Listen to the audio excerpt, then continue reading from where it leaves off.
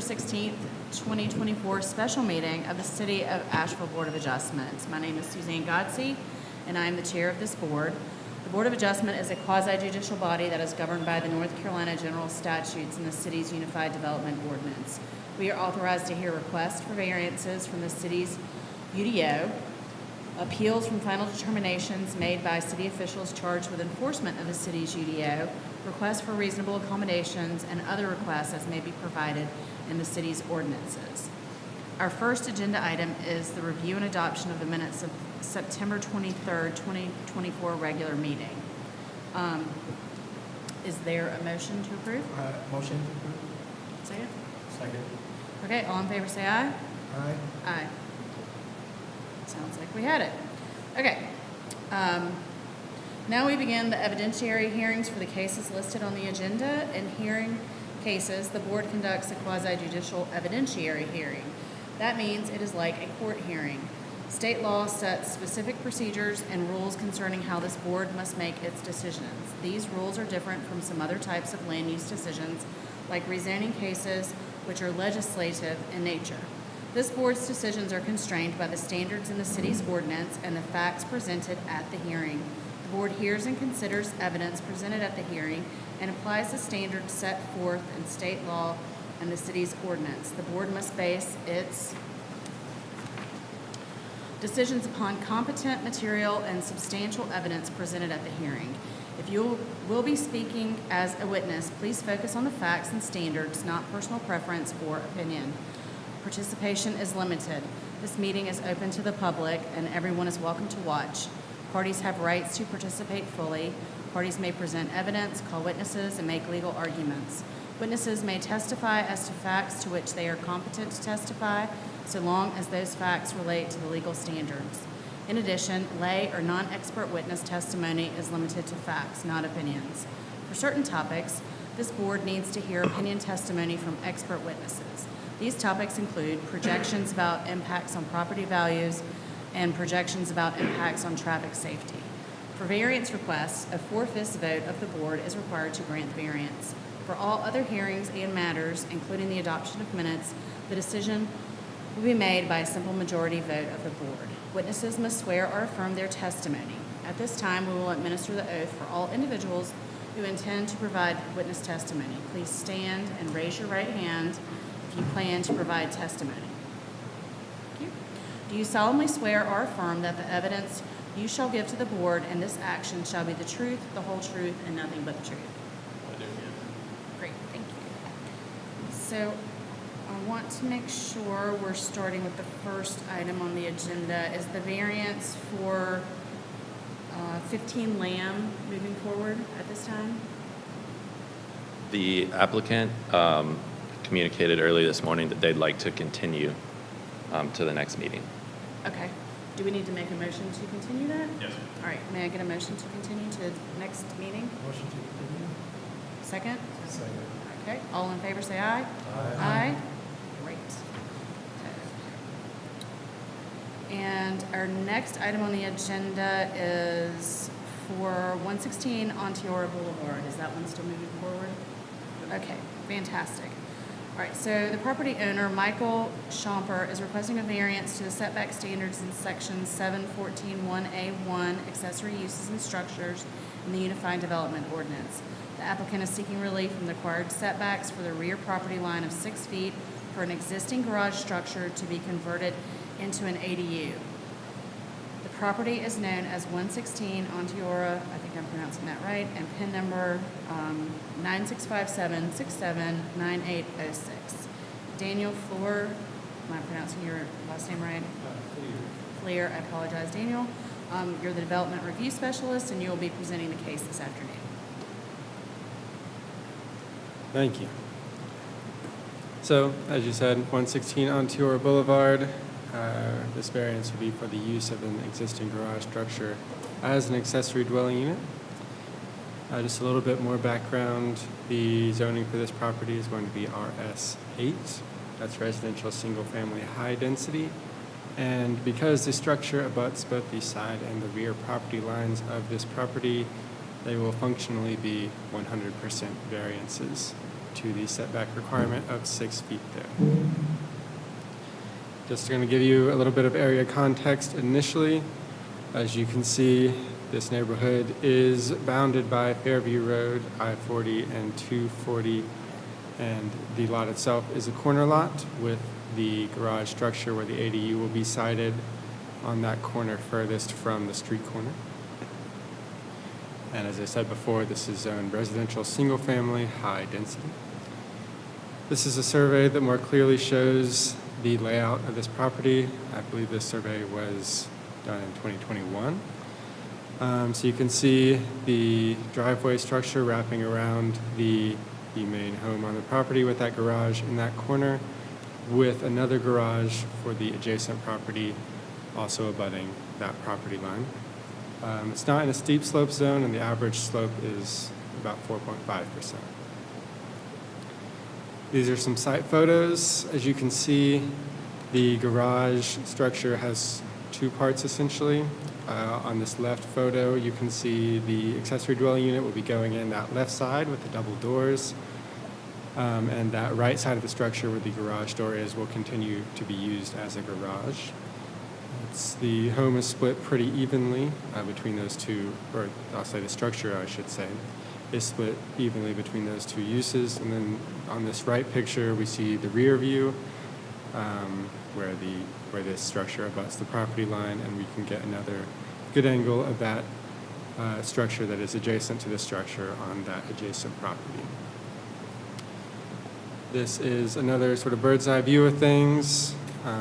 Because the property records list the primary structure here as a two-bedroom home, it only requires one parking space in addition to the one parking space that this accessory dwelling unit will be required to have. So while the applicant has helpfully provided 5 parking spaces, there will only need to be just the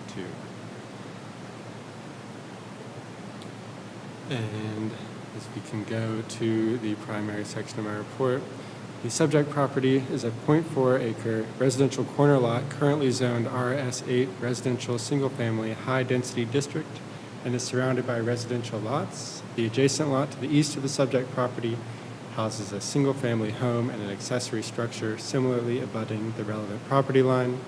The adjacent lot to the north of the subject property houses a single-family home. The existing primary structure on the subject property is a one-story, 1,170 square foot conventional home built in 1948. Also built in 1948 was the non-conforming accessory structure with that 1960 garage door side addition, bringing it to the current measurement of approximately 612 square feet. That left half of 306 square feet is what this variance will be referring to convert that to an accessory dwelling unit. And as I said before, it's going to be about 100% variance because it abuts that property line on both the side and the rear. So that would be the west and the north side property lines there. But yeah, do we have any starting questions? Does anyone have questions for Daniel? Okay, great.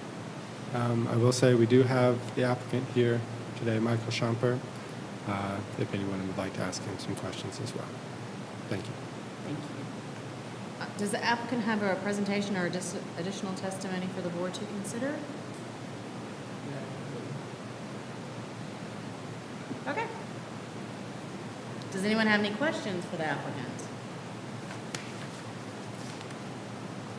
Anybody wants to make the applicant?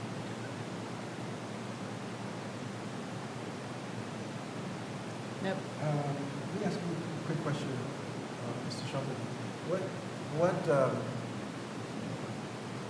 Mr. Schomper, if you can go to the mic. Sure. Sorry, guys. How's it going? How has this impacted you as an owner of this home? You mean this process, Yeah.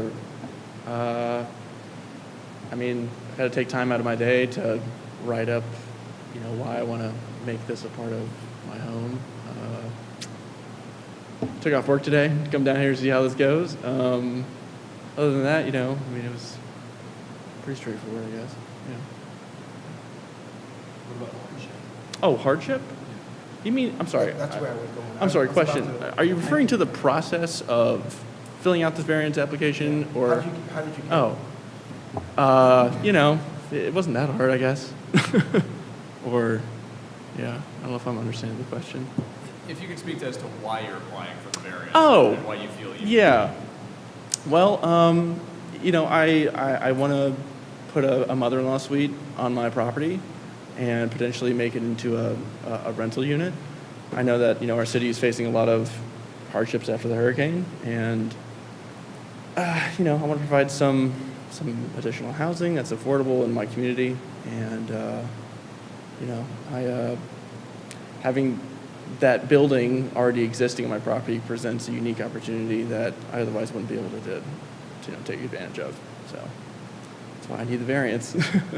So, yeah. So more so for mother-in-law or additional renters?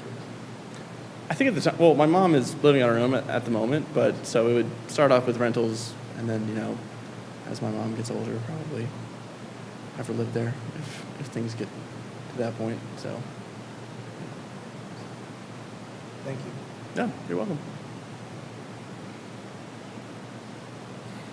Is anyone from the public here that would like to give expert testimony or testimony from residents withstanding? Does not appear to be any. Is there discussion for the board?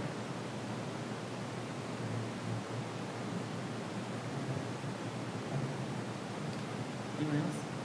Yeah, can you come back up? So, I'm looking at the one photo. What's currently in that structure is this room with the sofas, Yeah. and you're proposing turning it into ADU, which would, I guess, involve plumbing and electrical. and That is major correct. renovation. Yeah. And then the current garage that's next to it, you're talking about adding on another space or another garage. No, sir. I'm just leaving the building exactly how it is. I only want to convert the left half of the building into habitable space by putting in a bathroom, kitchenette, etc.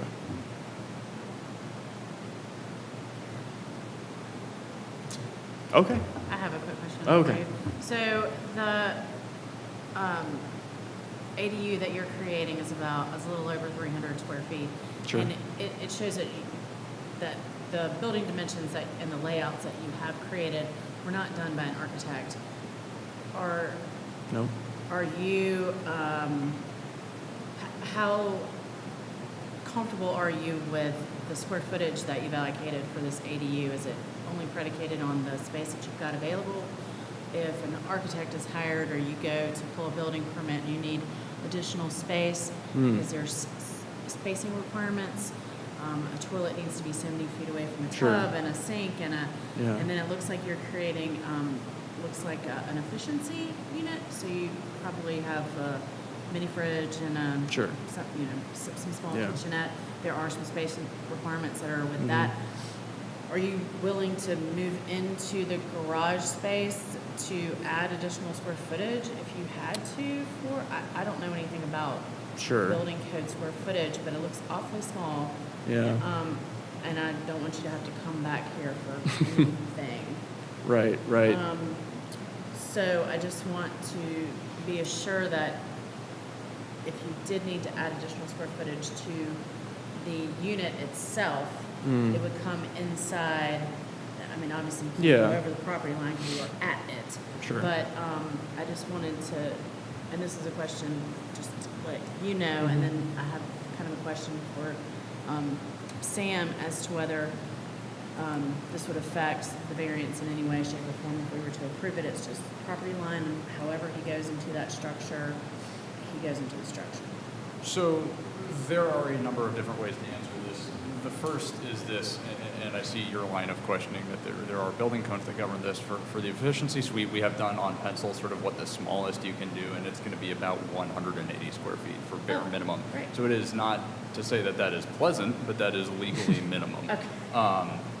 What Understood. we have done, and with credit to Nancy Watford and to Eric and the whole planning team, is we have crafted these ADU variances, because we get so many of them, in a way that what is being sought for the variance is for the entirety of the building. Now, what what Mr. Schomper is proposing is for 306 square feet, but this covers that entire building, which is connected through that garage. If he needs more space, he will have to go through that garage, but that is 612 square feet, which is more than a lot of studios around here, to be sure.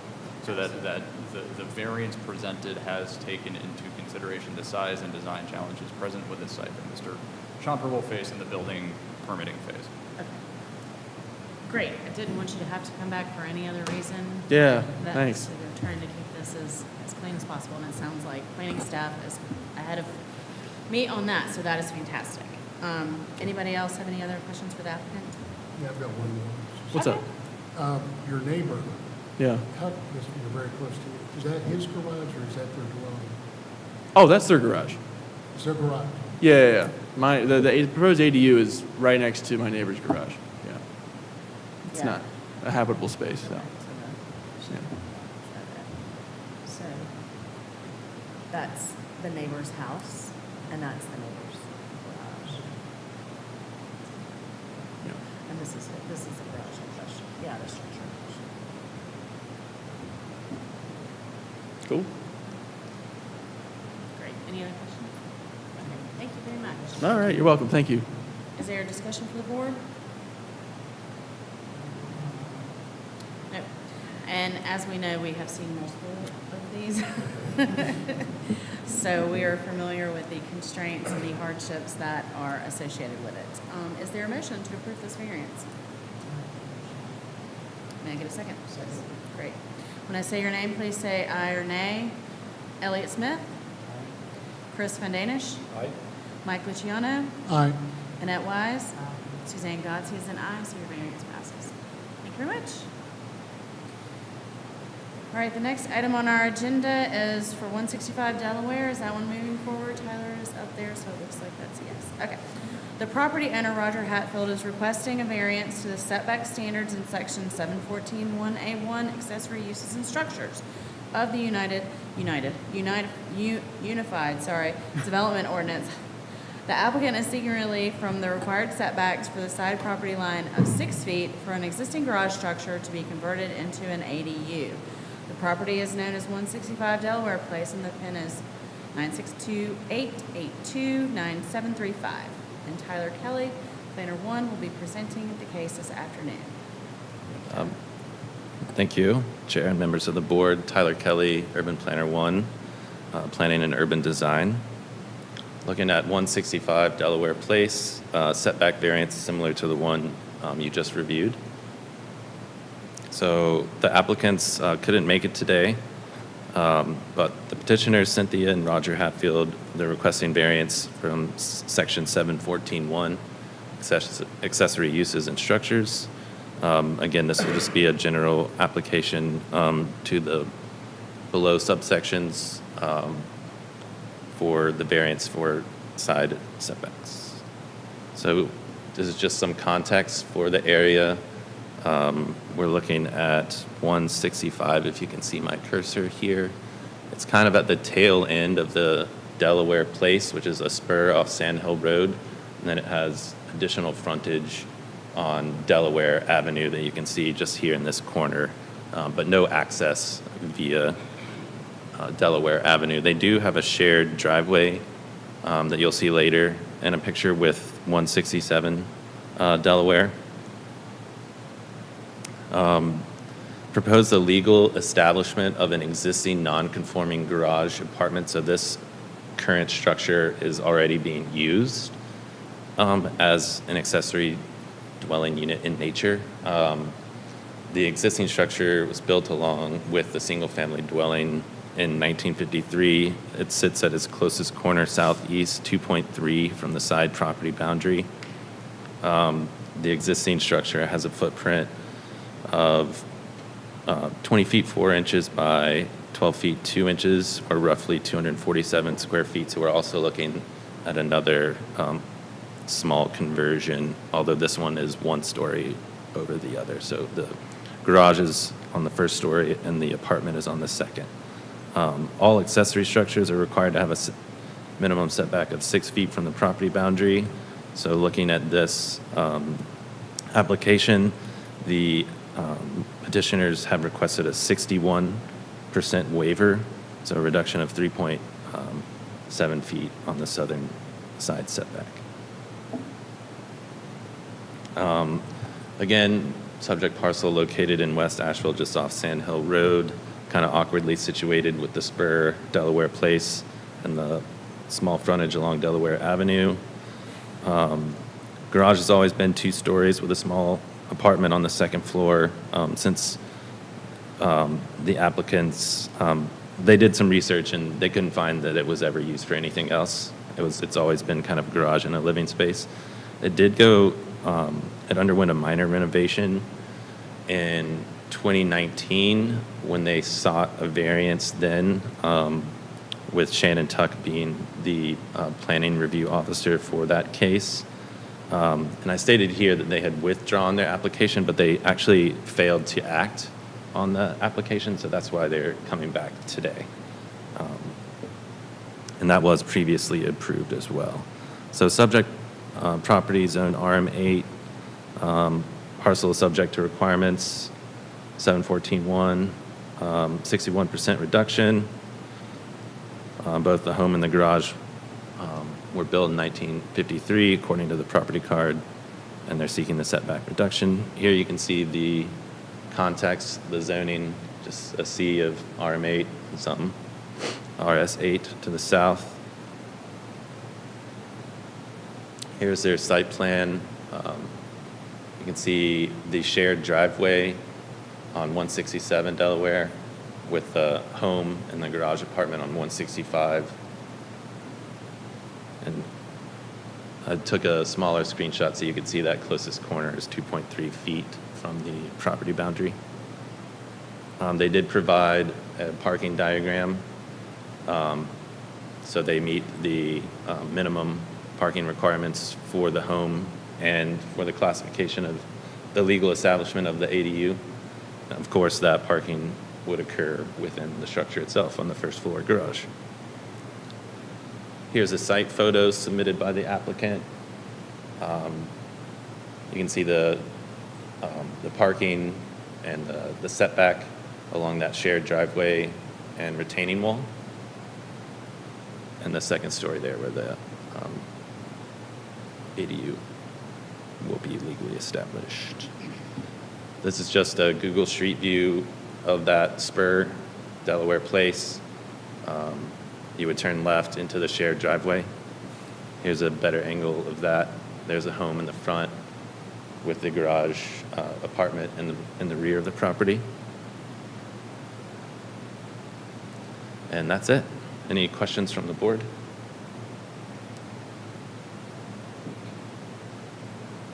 I had a question about the previously approved variance, and you said they did not act on it. What was the act that needed to occur? So it's my understanding, and maybe Sam can give a little bit better of an answer, but once the variance is granted, you have 1 year to then act on that variance to do the construction. I'm not sure what the delay was, but they had to come back again to have that variance reviewed by the board today in order to legally establish this ADU. So they'll go through the typical building permit process. Currently, the garage apartment is unaddressed, no meter, no separate water line. So all of that will be handled during that process, and it will then become a legally established ADU. So although it's always been It would be a garage apartment. a non-conforming, yeah. So now it's going to.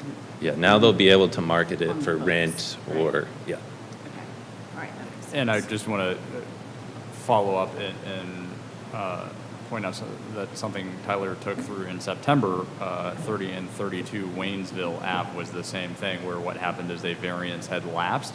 They had done sufficient electrical work, which there was no issue with in terms of building, but in terms of making it zoning, for some reason, the actual zoning permit never went through on that one. There's who knows why. there's not a lot of documentation from either the applicants or Shannon Tuck in the file, but this is a way to bring this into compliance and provide housing. But there is precedent for that most recently this year is what I wanted to say. 30 and 32, Waynesville were an example. Right, I just know that variances run with the land, and I was just curious as to what triggered a timeline, so that makes sense. We actually have it, and that's something that, that's in our goals for next year, is it is actually in our BOA handbook and our rules of procedure. That's where that 1 year sunset comes from. So we're gonna wanna get rid of that, so that way it does actually run with the land in a more consistent basis with the way that other municipalities behave, and in a way that benefits applicants. Because this is, two of these is too many. Understood. Are there any questions for Tyler?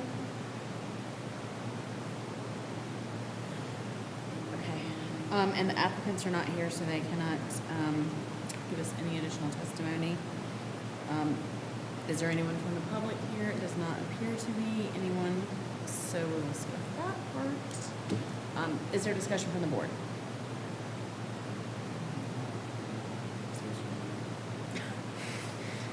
Groundhog Day? Groundhog Day. Yes, I will say, yeah, obviously it's a pre-existing structure, and they do seem to be sharing a lot of infrastructure, a fence tied inside the building, and a retaining wall that's being shared. They have a shared driveway, so it looks like they're all working together and in tandem to create, additional dwelling units. So I think that's fantastic. Is there a motion? Motion approved. Second. All right, board members, when I say your name, please say aye or nay. Elliot Smith. Aye. Chris Van Danish. Aye. Mike Luciano. Aye. Annette Wise. And Suzanne Godsey is an aye. So the motion passes. I believe the next item on our agenda is 122 Riverside, which is probably continued. That is absolutely continued. Okay, that is continued. So that will be continued until the next meeting. Can I get a motion? And actually, forgive me, Madam Chair, if I can interject, if we can just get a motion for it to be continued to a time agreed upon by both the applicant and the city, so we can figure out some processes. There's some information needed by the State Historic Preservation Office. So if we can just get that not to the next date, but to a date that is agreed upon by both applicant and city. So that would be a motion. Motion to agree for both the city and the state. Yeah, so the timeline just agreed upon, continued to a timeline agreed upon by the city and the applicant. Can I get a second? Second. All in favor, say aye. Aye. Great. Excellent. Thank you. All right. Do I need to get a motion to? Nope. If there are no more motions, are we finished? We can be finished, yeah. You motioned. There are no. Great. No, there aren't any objections. This meeting is adjourned.